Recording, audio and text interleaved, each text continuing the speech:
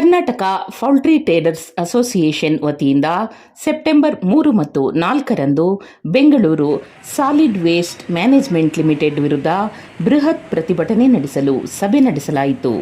ಕೋಳಿ ತ್ಯಾಜ್ಯಕ್ಕೆ ಅವೈಜ್ಞಾನಿಕವಾಗಿ ಪ್ರತಿ ಕೆಜಿಗೆ 5 ರು ಶುಲ್ಕ ವಿಧಿಸಿ ವ್ಯಾಪಾರಸ್ಥರಿಗೆ ಹಾಗೂ ಗ್ರಾಹಕರಿಗೆ ಅನಗತ್ಯ ಬೆಲೆ ಏರಿಕೆ ಮಾಡುವಂತೆ ಪರಿಸ್ಥಿತಿ ಸೃಷ್ಟಿಯಾಗಿರುವುದರಿಂದ ಕೆಪಿಟಿಎ ಅಧ್ಯಕ್ಷರಾದ ನಾಗರಾಜ್ರವರ ನೇತೃತ್ವದಲ್ಲಿ ಸಭೆ ನಡೆಯಿತು.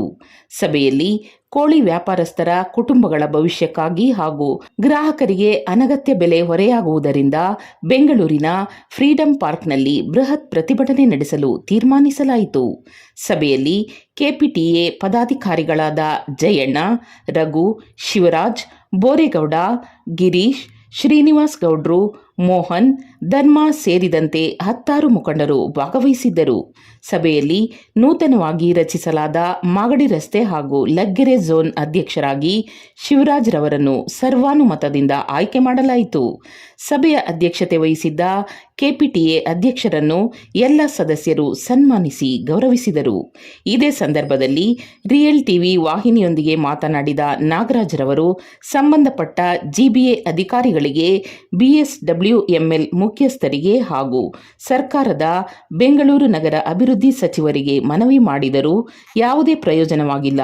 ಆದ್ದರಿಂದ ಇಂದಿನ ಸಭೆಯಲ್ಲಿ ಸೆಪ್ಟೆಂಬರ್ 3 ಮತ್ತು 4ರಂದು ಬೃಹತ್ ಪ್ರತಿಭಟನೆ ಮಾಡಲು ತೀರ್ಮಾನಿಸಿದ್ದೇವೆ ಎಂದು ಹೇಳಿದರು. ಮುಂದಿನ ತಿಂಗಳು 3ನೇ ತಾರೀಕು ಸೆಪ್ಟೆಂಬರ್ 2026ರಂದು ನಮ್ಮ ಕೆಪಿಟಿಎ ವತಿಯಿಂದ ಬೃಹತ್ ಪ್ರತಿಭಟನಾ ಸಭೆಯನ್ನು ನಾವು ಫ್ರೀಡಂ ಪಾರ್ಕ್ನಲ್ಲಿ ಹಮ್ಮಿಕೊಂಡಿದ್ದೀವಿ. ಕಾರಣ, ನಮ್ಮ ಕೋಳಿ ಅಂಗಡಿಗಳಲ್ಲಿ ಉತ್ಪತ್ತಿ ಆಗ್ತಿರುವಂಥ ತ್ಯಾಜ್ಯ ಏನಿದೆ ಅದು ಈಗ ಒಂದು ಕಚ್ಚಾ ವಸ್ತು ಆಗಿದೆ. ಈ ಕಚ್ಚಾ ವಸ್ತುವಿಂದ ಅನಿಮಲ್ ಫೀಡು, ಉದಾಹರಣೆಗೆ ನಾಯಿಗೆ, ಬೆಕ್ಕಿಗೆ ಮತ್ತು ಮೀನಿಗೆ ಮತ್ತು ಉಳಿದಂಥದ್ದು ಗೊಬ್ಬರಕ್ಕೆ ಮತ್ತು ಕೋಳಿ ಫೀಡ್ಗೂ ಸಹ ಉಪಯೋಗಿಸ್ತಾ ಇದ್ದಾರೆ. ಈ ಥರ ಉಪಯೋಗಿಸಿ ದುಡ್ಡು ಮಾಡುವಂಥ ಕಂಪನಿಗೆ ಈ BSWML ಏನು Bengaluru solid waste management limited ಅವ್ರು ಏನು ಮಾಡಿದ್ದಾರೆ, ಒಂದು ಅವೈಜ್ಞಾನಿಕವಾಗಿ ನಮ್ಮಿಂದನೇ 5 ರೂಪಾಯಿ ಶುಲ್ಕನ ವಸೂಲಿ ಮಾಡೋಕ್ಕೆ ನಿಂತಿದ್ದಾರೆ ಪ್ರತಿ ಕೆಜಿ ತ್ಯಾಜ್ಯಕ್ಕೆ. ಇದನ್ನು ನಾವು ವಿರೋಧಿಸಿ ಇವತ್ತು ನಮ್ಮ ಈ ಮಾಗಡಿ ರೋಡು ಮತ್ತು ಲಗ್ಗೆರೆ ಭಾಗದ ನಮ್ಮೆಲ್ಲ ಕೆಪಿಟಿಎ ಸದಸ್ಯರುಗಳೊಂದಿಗೆ ಒಂದು ಪೂರ್ವಭಾವಿ ಸಭೆ ಮಾಡಿದ್ದೀವಿ. 3ನೇ ತಾರೀಕು ಫ್ರೀಡಂ ಪಾರ್ಕಲ್ಲಿ ನಮ್ಮ ಒಂದು ಪ್ರತಿಭಟನೆ ಇರೋದರಿಂದ ಆ ದಿನ ಎಲ್ಲ ಬೆಂಗಳೂರಿನಲ್ಲಿರುವಂಥ ಎಲ್ಲ ಕೋಳಿ ಅಂಗಡಿಗಳು, ಮಾಂಸದ ಅಂಗಡಿಗಳು ಬಂದಾಗಿರ್ತವೆ. ನಮ್ಮ ಎಲ್ಲ ವ್ಯಾಪಾರಸ್ಥರು ಈ ಬಂದ್ಗೆ ಅಲ್ಲಿ ಬೆಂಬಲವನ್ನು ಕೊಟ್ಟು ಆ ಜಾಗದಲ್ಲಿ ಒಂದು ಧರಣಿಯನ್ನು ಮಾಡ್ತಾಯಿದ್ದೀವಿ ನಾವು. ಹಾಗಾಗಿ ಇವತ್ತು ಈ ಪೂರ್ವಭಾವಿ ಸಭೆಯನ್ನು ಮಾಡಿದ್ದೀವಿ. ಸಭೆಯಲ್ಲಿ ಕೈಗೊಂಡಂತಹ ನಿರ್ಣಯಗಳ ಬಗ್ಗೆ ಭಾಗವಹಿಸಿದಂತಹ ಎಲ್ಲ ಸದಸ್ಯರ ಒಂದು ರಿಪ್ಲೈ ಹೇಗಿತ್ತು ಸರ್ ಇದ್ರ ಬಗ್ಗೆ? ಈ ಮಾಗಡಿ ರೋಡು ಮತ್ತು ನಮ್ಮ ಲಗ್ಗೆರೆ ಭಾಗದ ಈ ಸದಸ್ಯರು ಇವತ್ತು ಈ ಪೂರ್ವಭಾವಿ ಸಭೆಯಲ್ಲಿ ಭಾಗವಹಿಸಿ ಇಲ್ಲಿ ಎಲ್ಲ ಸಂಪೂರ್ಣ ಬೆಂಬಲವನ್ನು ಕೊಟ್ಟಿದ್ದಾರೆ. ನಮಗೆ ನಮ್ಮ ಒಂದು ಕೇಂದ್ರ ಕೆಪಿಟಿಎ ಕಚೇರಿಗೆ ಒಂದು ಸಂಪೂರ್ಣ ಬೆಂಬಲ ಕೊಟ್ಟಿದ್ದಾರೆ. ನಮ್ಮೆಲ್ಲ ಏನು ಬುಧವಾರ ಅಂದರೆ 2ನೇ ತಾರೀಕು ರಾತ್ರಿಯೇ ನಮ್ಮ ಕೋಳಿ ಗಾಡಿಗಳನ್ನು ಲೋಡ್ ಮಾಡಲಿಕ್ಕೆ ನಾವು ಕಳಿಸೋದಿಲ್ಲ. ಗುರುವಾರದಂದು ನಮ್ಮ ಎಲ್ಲ ರಿಟೇಲ್ ಶಾಪ್ಸ್ನ ಕ್ಲೋಸ್ ಮಾಡಿ ನಮ್ಮ ಎಲ್ಲ ರಿಟೇಲ್ ವ್ಯಾಪಾರಸ್ಥರನ್ನು ಮತ್ತು ನಮ್ಮೆಲ್ಲ ಹೋಲ್ಸೇಲ್ ವ್ಯಾಪಾರಸ್ಥರ ಮತ್ತು ನಮ್ಮೆಲ್ಲ ಕಾರ್ಮಿಕರನ್ನ ನಾವು ಏನು ಫ್ರೀಡಂ ಪಾರ್ಕಿಗೆ ಕರ್ಕೊಂಡು ಬರ್ತೀವಿ ಅನ್ನೋ ಒಂದು ಭರವಸೆಯನ್ನು ಅವ್ರು ಕೊಟ್ಟಿದ್ದಾರೆ. ಹಾಗಾಗಿ ನಮ್ಮ ಕೆಪಿಟಿಎ ಕೇಂದ್ರ ಕಚೇರಿಯ ವತಿಯಿಂದ ಈ ಭಾಗದ ಎಲ್ಲ ಸದಸ್ಯರಿಗೂ ನಾವು ಧನ್ಯವಾದಗಳನ್ನ ಹೇಳಲಿಕ್ಕೆ ಇಷ್ಟಪಡ್ತಾ ಇದ್ದೀನಿ. ಸರ್, ನೀವೇನು ಅವತ್ತು ಬಂದ್ ಮಾಡ್ತೀವಿ, ಪ್ರತಿಭಟನೆ ಮಾಡ್ತಿದ್ದೀವಿ ಈ ವಿಚಾರವಾಗಿ ಅಂತ ಹೇಳ್ತಾರೆ, ಅದು 3 ಮತ್ತು 4ನೇ ತಾರೀಕು ಅಂತ 2 ದಿನದ ಡೇಟ್ನ ಫ್ರೀಡಂ ಪಾರ್ಕಲ್ಲಿ ಮಾಡ್ತೀವಿ ಅಂತ ಅನೌನ್ಸ್ ಆಗಿದೆ. ಹೌದೌದು. ಸೊ ಆದರೆ 2 ದಿನನೂ ಫ್ರೀಡಂ ಪಾರ್ಕಲ್ಲಿ ಪ್ರತಿಭಟನೆ ಮಾಡ್ತೀವಿ? ಹೌದು ಸರ್, 2 ದಿನವೂ ಮಾಡ್ತೀವಿ. 3ನೇ ತಾರೀಕು ಅಷ್ಟರೊಳಗಡೆ ನಮಗೆ ಸರ್ಕಾರದಿಂದ ಸ್ಪಂದನೆ ಸಿಕ್ಕಿದ್ರೆ ನಾವು ಸ್ಟ್ರೈಕ್ನ ಕ್ಲೋಸ್ ಮಾಡ್ತೇವೆ. ಇಲ್ಲಾಂದರೆ 4ನೇ ತಾರೀಕು ಅದು ಮುಂದುವರಿತದೆ. 4ನೇ ತಾರೀಕು ನಮಗೆ ಅಲ್ಲಿ ಪರ್ಮಿಷನ್ 1 ದಿನಕ್ಕೆ ಅಂತ ಹೇಳಿದ್ದಾರೆ. ಸಿಗಲಿಲ್ಲ ಅಂದರೆ 4ನೇ ತಾರೀಕು ನಮ್ಮದು ಯಾವುದೇ ಕೋಳಿ ಅಂಗಡಿಗಳು ತೆಗೆಯೋದಿಲ್ಲ. ಹಾಗೆ ಈ ವಿಚಾರವಾಗಿ ಸರ್ಕಾರದ ಸಚಿವರನ್ನು ಕೂಡ ಹೋಗಿ ಭೇಟಿಯಾಗಿದ್ರಿ ಅನ್ನೋ ಒಂದು ಮಾತು ಹೇಳಿದ್ವಿ ತಾವು. ಸೊ ಹೇಗಿತ್ತು ಅವ್ರ ಸ್ಪಂದನೆ, ಏನಾಯಿತು? ಈ ಅವೈಜ್ಞಾನಿಕವಾಗಿ ಏನು ಕೆಜಿಗೆ 5 ರೂಪಾಯಿ ಫಿಕ್ಸ್ ಮಾಡಿದ್ರಲ್ಲ, ಇದಾದ ನಂತರ ನಾವು GBAನ ಮುಖ್ಯ ಆಯುಕ್ತರಾದ ಶ್ರೀಯುತ ಮಹೇಶ್ವರ ರಾವ್ರವರಿಗೆ ಹೋಗಿ ನಮ್ಮ ಮನವಿಯನ್ನು ಕೊಟ್ವಿ. ಅವರು ನೋಡೋಣ, ನಾನು ಇದು ಪರಿಶೀಲನೆ ಮಾಡಿ ಹೇಳ್ತೀನಿ ಎಂದವರು ಅವ್ರು ನಮಗೆ ಯಾವುದೇ ಉತ್ತರ ಕೊಡಲಿಲ್ಲ. ತದನಂತರ ಏನು ಈ ವೇಸ್ಟ್ಗೋಸ್ಕರನೇ ಒಂದು ವೇಸ್ಟ್ ಮ್ಯಾನೇಜ್ಮೆಂಟ್ ಅಂತ ಇದೆ, Bengaluru solid waste management private limited ಅಂತ ಒಂದು ಮಾಡ್ಕೊಂಡಿದ್ದಾರೆ. ಇದರ ಮುಖ್ಯಸ್ಥರಾಗಿ CEO ಆಗಿ ಕರಿಗೌಡರು ಅಂತ ಒಬ್ಬರು IAS ಅಧಿಕಾರಿ ಇದ್ದಾರೆ. ಅವರೇ ಇದನ್ನೆಲ್ಲ ಮಾಡಿರುವಂಥದ್ದು. ಅವ್ರ ಹತ್ರ ನಾವು ಪರಿಪರಿಯಾಗಿ ಬೇಡ್ಕೊಂಡ್ವಿ, ಮನವಿಗಳನ್ನ ಕೊಟ್ವಿ, 4-5 ಸರಿ ಅವ್ರ ಕಚೇರಿಗೆ ಅಲೆದಾಡಿದ್ವಿ.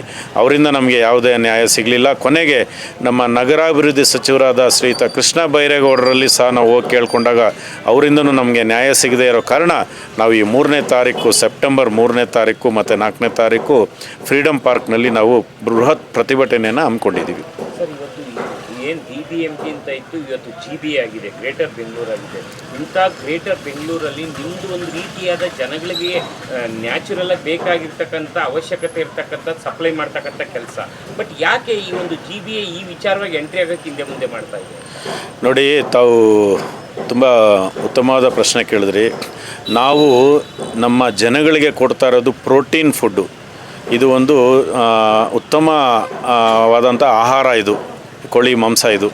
ಹಾಗಾಗಿ ಈ ನಮ್ಮ ಮೇಲೇ ಸರ್ಕಾರ ಈ ಒಂಥರ ಅವೈಜ್ಞಾನಿಕವಾಗಿ ದರ ಫಿಕ್ಸ್ ಮಾಡಿ ಸವಾರಿ ಮಾಡಲಿಕ್ಕೆ ಬಂದಿದ್ದು ನಮಗೆ ತುಂಬ ನಷ್ಟ ಉಂಟಾಗ್ತಾಯಿದೆ. ಇವತ್ತು ನೋಡಿ, ನಾವು ಒಂದು ವೇಳೆ ಏನಾದರೂ ಇದನ್ನು ಪ್ರತಿಭಟನೆ ಮಾಡದೆ ಇವ್ರಿಗೆ 5 ರೂಪಾಯಿ KGಗೆ ಕೊಟ್ಬಿಟ್ರೆ ಆ ದರನ ನಾವು ಗ್ರಾಹಕರ ಮೇಲೆ ಹಾಕಬೇಕಾಗ್ತದೆ. ಅವತ್ತು ಗ್ರಾಹಕರಿಗೆ ಹೆಚ್ಚಿನ ಹೊರೆ ಆಗ್ತದೆ. ಈಗಲೇ ಈ ಬೆಲೆ ಏರಿಕೆಗಳು ಬಿಸಿಯಲ್ಲಿ ಇದು ಒಂದು ಕೋಳಿ ರೇಟು ಜಾಸ್ತಿ ಆಗಿಬಿಟ್ರೆ ಗ್ರಾಹಕರಿಗೆ ತುಂಬ ನಷ್ಟ ಆಗ್ತದೆ. ಹಾಗಾಗಿ ನಾವು ಇದನ್ನು ಪ್ರತಿಭಟನೆ ಮಾಡಬೇಕು ಅಂತ ನಾವು ಹೊರಟಿರೋದು. ಮತ್ತು ಈ GBAಗೆ ಅದು ಯಾಕೆ ಈ ಥರ ಒಂದು ನಮ್ಮ ಮೇಲೆ ವಕ್ರದೃಷ್ಟಿ ಬಂತೋ ಗೊತ್ತಿಲ್ಲ. ದಯಮಾಡಿ ಇವಾಗಲೂ ನಿಮ್ಮ ವಾಹಿನಿ ಮುಖಾಂತರ ಬೇಡ್ಕೊಳ್ತೇವೆ, ನಿಮ್ಮ ಮನಸ್ಸನ್ನು ಚೇಂಜ್ ಮಾಡಿ ನಮ್ಮ ಧರಣಿ ನಡೆಯೋದ್ರೊಳಗಡೆ ತಾವೇನಾದರೂ ಈ ಕಾಯ್ದೆನ ವಾಪಸ್ ತೊಗೊಂಡ್ರೆ ನಾವು ಸಂತೋಷವಾಗಿ ನಮ್ಮ ಧರಣಿನ ವಾಪಸ್ ತೊಗೊಳ್ಲಿಕ್ಕೆ ರೆಡಿ ಇದ್ದೀವಿ. ನಾವು ಟ್ರೇಡರ್ಸ್ ಲೈಸೆನ್ಸ್ ಇರುವಂಥ ಅಂಗಡಿಗಳು, ಪ್ರತಿಯೊಂದು ಅಂಗಡಿಗಳು ಕೂಡ ಲೈಸೆನ್ಸ್ ಇರುವಂಥ ಅಂಗಡಿಗಳು.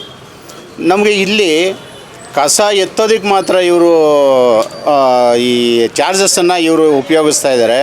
ಆದರೆ ಟ್ರೇಡರ್ಸ್ ನಮ್ಮ ಲೈಸೆನ್ಸ್ ಇರುವಂಥ ಅಂಗಡಿಗಳಿಗೆ ಸರ್ಕಾರದಿಂದ ಯಾವುದೇ ಥರ ಮಾನ್ಯತೆಯನ್ನು ಕೊಟ್ಟಿಲ್ಲ. ನಾವು ಸಾಲ ಸೋಲ ಮಾಡಿ ಲಕ್ಷಾಂತರ ರೂಪಾಯಿನ ಬಂಡವಾಳ ಹಾಕಿ ಇವತ್ತು ಲಕ್ಷಾಂತರ ಜನಕ್ಕೆ ನಿರುದ್ಯೋಗಿಗಳಿಗೆ ಉದ್ಯೋಗ ಕೊಟ್ಟಿದ್ದೀವಿ. ಇದಕ್ಕೆ ನಮಗೆ ಯಾವುದೇ ಥರ ಗ್ಯಾರಂಟಿನೂ ಸಿಗ್ತಾಯಿಲ್ಲ, ಯಾವುದೇ ಥರ ಅನುಕೂಲ ಕೂಡ ಆಗ್ತಾಯಿಲ್ಲ. ಇದು ನಾವು ಸ್ವಯಂ ಪ್ರೇರಿತವಾಗಿ ಅನುಭವಿಸಿರೋಂಥ ನೋವುಗಳು ಅಂತ ನಾವು ಅನ್ಕೋತಾ ಇದ್ದೀವಿ. ದಯವಿಟ್ಟು ಈ ಮುಖಾಂತರನಾದರೂ ನಾವು ಮಾಧ್ಯಮದ ಮುಖಾಂತರ ನಿಮಗೆ ರಿಕ್ವೆಸ್ಟ್ ಮಾಡ್ಕೊಳ್ತಾ ಇದ್ದೀವಿ ಸರ್ಕಾರಕ್ಕೆ. ಈಗ ಏನು 5 ರೂಪಾಯಿ ನೀವು ಘನತ್ಯಾಜ್ಯ ವಸ್ತುಗೆ ಏನು ದರ ನಿಗದಿ ಮಾಡಿದ್ದೀರಾ, ಆ ದರವನ್ನು ದಯವಿಟ್ಟು ಕೈ ಬಿಡಬೇಕು. ನಮ್ಮ ಕೋಳಿ ಗಾಡಿಯವರಿಗೆ, ಅಂಗಡಿಯವ್ರಿಗೆ ಕೂಡ ನಿಮ್ಮ ಸರ್ಕಾರ ವತಿಯಿಂದ ಆದಷ್ಟು ಏನು ಅನುಕೂಲ ಆಗುತ್ತೋ ಆ ಅನುಕೂಲನ ನಮಗೆ ಕೊಡಬೇಕು ಅಂತ ನಾವು ಈ ಮುಖಾಂತರ ನಾವು ಕೇಳ್ಕೊಳ್ತಾ ಇದ್ದೀವಿ. ತಗೊಂಡೋಗ್ತಕ್ಕಂಥ ಕಸವನ್ನು ಅವರು ತಗೊಂಡೋಗಿ ಅದನ್ನು ರಸದ ರೂಪಿ ಉಪಯೋಗಿಸಿ ಅದನ್ನು ದುಡ್ಡು ಮಾಡ್ತಾ ಇದ್ದೀರನ್ನೋ ಒಂದು ಮಾತು ಕೂಡ ಇದೆ. ಏನು? ಹೌದು ಸರ್, ನಾವು ನಮ್ಮಲ್ಲಿ ತಗೊಂಡೋಗ್ತಿರೋ ವಸ್ತುನ ಇವರು ಬೇರೆ ಪ್ರೈವೇಟ್ ಕಂಪ್ನಿಯವ್ರಿಗೆ ಕೊಟ್ಟು ಅದರಿಂದ ಉತ್ಪತ್ತಿ ಆಗುವಂಥ ಈ ಕಸನ ತಗೊಂಡೋಗಿ ಅದರಲ್ಲಿ ಬೇರೆ ಬೇರೆ ಇದಕ್ಕೆ ಉಪಯೋಗಿಸ್ಕೊಂಡು ಅದರಲ್ಲಿ ದುಡ್ಡು ಮಾಡ್ತಾ ಇದ್ದಂಥ ಸ್ಕ್ಯಾಮು ನಡೀತಾ ಇದೆ ಅಂತ ಹೇಳಿ ಇವಾಗ ಎಲ್ಲ ಕಡೆ ವರದಿ ಆಗ್ತಾಯಿದೆ. ದಯವಿಟ್ಟು ಅಂಥದಕ್ಕೆ ಅವಕಾಶ ಕೊಡಬಾರ್ದು ಅಂತ ಹೇಳಿ ನಾವು 3ನೇ ತಾರೀಕು 4ನೇ ತಾರೀಕು ಸೆಪ್ಟೆಂಬರು ಗುರುವಾರ ಶುಕ್ರವಾರ 2 ದಿನವೂ ಫ್ರೀಡಮ್ ಪಾರ್ಕಲ್ಲಿ ನಾವು ಒಂದು ಧರಣಿಯನ್ನು ಮಾಡ್ತಾಯಿದ್ದೀವಿ. ಥ್ರೂವರ್ ಕರ್ನಾಟಕ ಎಲ್ಲ ಕಡೆಯಿಂದನೂ ನಮ್ಮ ಒಂದು ಬೆಂಬಲವನ್ನು ಎಲ್ಲರ ಹತ್ರನೂ ಕೇಳಿದ್ದೀವಿ. ಎಲ್ಲ ಬೆಂಬಲ ಕೊಡ್ತಾ ಇದ್ದಾರೆ. ನಾವು ಬಂದು ಹೋರಾಟ ಮಾಡಬೇಕು, ಹೋರಾಟ ಮಾಡಿ ನಮ್ಮ ಜೀವನನ ರೂಪಿಸ್ಕೋಬೇಕು ಅಂತ ಒಂದು ಇದಕ್ಕೆ ದಿನಕ್ಕೆ ಇವತ್ತು ಸರ್ಕಾರ ತಂದು ನಿಲ್ಲಿಸದೆ ಇದು ನಮ್ಮ ವಿಪರ್ಯಾಸ ಅಂತ ನಾವು ಅನ್ಕೋತಾ ಇದ್ದೀವಿ. ದಯವಿಟ್ಟು ಸರ್ಕಾರ ಗಮನ ಕೊಡಬೇಕು. ನಮ್ಗೆ ಆಗ್ತಿರುವಂಥ ಅನಾನುಕೂಲತೆಯನ್ನು ದಯವಿಟ್ಟು ಹೋಗಲಾಡಿಸ್ಬೇಕು. ನಮ್ಮಿಂದ ನಾವು ಲಕ್ಷಾಂತರ ರೂಪಾಯಿ ದುಡ್ಡನ್ನು ಹಾಕಿ ಲಕ್ಷಾಂತರ ಜನಕ್ಕೆ ಉದ್ಯೋಗ ಕೊಟ್ಟಿರೋರಿಗೆ ಯಾವುದೇ ಥರ ಗೌರ್ಮೆಂಟಿಂದ ನಮಗೆ ಯಾವುದೇ ಥರ ಸವಲತ್ತುಗಳು ಸಿಗ್ತಾಯಿಲ್ಲ. ಇದು ಮುಂದಿನ ದಿನಗಳಲ್ಲಿ ಹಿಂಗೆ ಆಯಿತು ಅಂತಂದರೆ ದೊಡ್ಡ ಹೋರಾಟವನ್ನು ಮಾಡಬೇಕಾಗತ್ತೆ, ಮಾಡ್ತೀವಿ. ಇದು ಇಲ್ಲಿಗೆ ನಿಲ್ಲಿಸೋದಿಲ್ಲ. 3ನೇ ತಾರೀಕು ನಾವು ಈಗ ಫ್ರೀಡಮ್ ಪಾರ್ಕ್ ಈ ಇದರಲ್ಲಿ ಧರಣಿಯನ್ನು ಮಾಡ್ತಾ ಇರೋದ್ರೆ ಅದಕ್ಕೆ ಸರ್ಕಾರ ಗಮನ ಕೊಡಲಿಲ್ಲ ಅಂತ 4ನೇ ತಾರೀಕು ಕೂಡ ನಾವು ಮುಂದುವರಿಸ್ತಾ ಇದ್ದೀವಿ. ಅದಕ್ಕೂ ಕೂಡ ಅವರು ಸ್ಪಂದನೆ ಕೊಡಲಿಲ್ಲ ಅಂತಂದರೆ ಮುಂದಿನ ದಿನಗಳಲ್ಲಿ ದೊಡ್ಡ ಮಟ್ಟಕ್ಕೆ ಹೋರಾಟವನ್ನು ಮಾಡ್ತೀವಿ ಅಂತ ನಾವು ಈ ಮಾಧ್ಯಮದ ಮುಖಾಂತರ ನಾವು ಘೋಷಣೆಯನ್ನು ಮಾಡ್ತಾ ಇದ್ದೀವಿ. ಸರ್, ಇವತ್ತು ನಡೆದಂಥ ಸಭೆಯಲ್ಲಿ ತಮ್ಮನ್ನು ಇವತ್ತು ಮಾಗಡಿ ರೋಡು ಮತ್ತು ಲಗ್ಗೆರೆ ಝೋನ್ ಒಂದು ಮೇಯ್ನ್ ಅಧ್ಯಕ್ಷರಾಗಿ ಒಂದು ಆಯ್ಕೆ ಮಾಡಿದ್ರು. ಇದಕ್ಕೆ ಏನು ಹೇಳ್ತೀವಿ? ಈಗ ನಮ್ಮ ಲಗ್ಗೆರೆ ಮತ್ತು ಮಾಗಡಿ ರೋಡ್ ಜೂನ್ನಿಂದ ನಮ್ಮ ಟ್ರೇಡರ್ಸರು ಅಂದರೆ ಹೋಲ್ಸೇಲು ಟ್ರೇಡರ್ಸ್ ಅವರ ಪರವಾಗಿ ನಮ್ಮನ್ನು ಒಬ್ಬನ ಲೀಡರ್ನಾಗಿ ಮಾಡಿದ್ದಾರೆ. ಅವರಿಗೆ ಈ ಮಾಧ್ಯಮದ ಮುಖಾಂತರ ಧನ್ಯವಾದಗಳನ್ನ ಅರ್ಪಿಸ್ತೇನೆ. ಮುಂದೆ ಒಂದು ಜವಾಬ್ದಾರಿಯನ್ನು ಕೊಟ್ಟಿದ್ದಾರೆ. ಇಲ್ಲಿ ತನಕ ಹೆಂಗೋ ಮಾಡ್ಕೊಂಡು ಹೋಗ್ತೀವಿ, ಇದುವರೆಗೆ ಎಲ್ಲರನ್ನು ಕಟ್ಕೊಂಡು ಒಗ್ಗಟ್ಟಾಗಿ ಮಾಡ್ಕೊಂಡು ಹೋಗೋದು ಮಾಡಬೇಕು ಅಂತ ಅನ್ನೋದು ಒಂದು ಜವಾಬ್ದಾರಿಯನ್ನು ಕೊಟ್ಟಿದ್ದಾರೆ. ಆ ಜವಾಬ್ದಾರಿನ ನಿಭಾಯಿಸ್ತೀವಿ. ಎಲ್ಲರ ಹತ್ರನೂ ಕೂಡ ನಮ್ಮ ಟ್ರೇಡರ್ಸ್ ಅವ್ರಿಗೆ ಏನು ಕಷ್ಟ ನಷ್ಟಗಳು ಏನಾಗ್ತಾ ಇದ್ದಾವೆ ಅವ್ರ ಜೊತೆ ನಾವು ನಿಂತ್ಕೊಂಡು ಒಂದು ಸಮಸ್ಯೆನ ಬಗೆಹರಿಸೋದಕ್ಕೆ ಪ್ರಯತ್ನ ಪಡ್ತೀನಿ ಅಂತ ಆಶ್ವಾಸನೆ ಕೊಡ್ತೀನಿ. ಸರ್, ಯಾವುದೇ ಬೇಡಿಕೆಗಳು ಈಡೇರಬೇಕು ಅಂತ ಹೇಳಿದರೆ ಪ್ರತಿಯೊಂದು ಸಂಸ್ಥೆ, ಸಂಘ ಸಂಸ್ಥೆಗಳಿರ್ಬೋದು, ಎಲ್ಲರಲ್ಲೂ ಒಗ್ಗಟ್ಟಿನ ಪ್ರದರ್ಶನ ಇರಬೇಕಾಗುತ್ತೆ. ಈಗ ನಿಮ್ಮಲ್ಲೂ ಕೂಡ ಅಲ್ಲಲ್ಲೇ ಚದುರುವುದಂಥ ಅಂಗಡಿಗಳು ಇರ್ತಾರೆ, ಹೋಲ್ಸೇಲ್ ಇರ್ತಾರೆ. ಅವ್ರನ್ನೆಲ್ಲರೂ ತಾವು ಈ ಝೋನ್ನ ಅಧ್ಯಕ್ಷರಾದ ಮೇಲೆ ಎಲ್ಲರನ್ನೂ ವಿಶ್ವಾಸಕ್ಕೆ ತಗೊಂಡು ಒಗ್ಗೂಗೂಡ ವ್ಯವಸ್ಥೆ ಮಾಡ್ತೀರಾ? ಖಂಡಿತ ಮಾಡ್ತೀನಿ. ಆ ಮಾಡುವಂಥ ಭರವಸೆ ಕೂಡ ಇದೆ, ಆ ಒಂದು ಆತ್ಮವಿಶ್ವಾಸ ಇದೆ. ಇಲ್ಲಿ ಮುಖ್ಯವಾಗಿ ನಮ್ಮ ಟ್ರೇಡರ್ಸ್ ಅವ್ರಿಗೆ, ರಿಟೇಲ್ ಅಂಗಡಿಯವ್ರಿಗೆ ಆಗ್ತಿರುವಂಥ ಸಮಸ್ಯೆಗಳ ಬಗ್ಗೆ ನಾವೆಲ್ಲ ಜೊತೆಯಾಗಿ ನಿಂತು ನಾವು ಈ ಸಮಸ್ಯೆನ ಬಗೆಹರಿಸ್ತೀವಿ. ಜೊತೆಗೆ ಬರುವಂಥ ಮುಂದಿನ ದಿನಗಳಲ್ಲಿ ಯಾವುದೇ ಥರ ಸಮಸ್ಯೆ ಆದ್ರೂ ಕೂಡ ಅದಕ್ಕೆ ಪರವಾಗಿ ನಾವು ಮುಂದೆ ನಿಂತು ನಮ್ಮ ಟ್ರೇಡರ್ಸ್ ಅಂಗಡಿಯವ್ರಿಗೆ, ರಿಟೇಲ್ ಅಂಗಡಿಯವ್ರಿಗಾಗಲಿ, ಗಾಡಿಯವ್ರಿಗಾಗಲಿ ಯಾವುದೇ ಥರ ಸಮಸ್ಯೆ ಆಗಬಾರ್ದು ಅಂತ ಅನ್ನೋದು ಮುಂದೆ ನಿಂತು ನಾವು ಹೋರಾಟ ಮಾಡ್ತೀವಿ. ಅದಕ್ಕೆ ಅದು ನ್ಯಾಯನ ದೊರಕಿಸ್ಕೊಡ್ತೀವಿ ಅಂತ ಈ ಮಾಧ್ಯಮದ ಮುಖಾಂತರ ನಾನು ಭರವಸೆ ಕೊಡ್ತಾ ಇದ್ದೇನೆ. ನಮ್ಮೆಲ್ಲ ಟ್ರೇಡರ್ಸು ಈ ಮಾಗಡಿ ರೋಡು ಮತ್ತು ಲಗ್ಗೆರೆ ಜೋನು ನಮ್ಮ ಎಲ್ಲ ಟ್ರೇಡರ್ಸ್ ಅವ್ರಿಗೆ ನಮ್ಮ ಕಡೆಯಿಂದ ಒಂದು ಭರವಸೆ.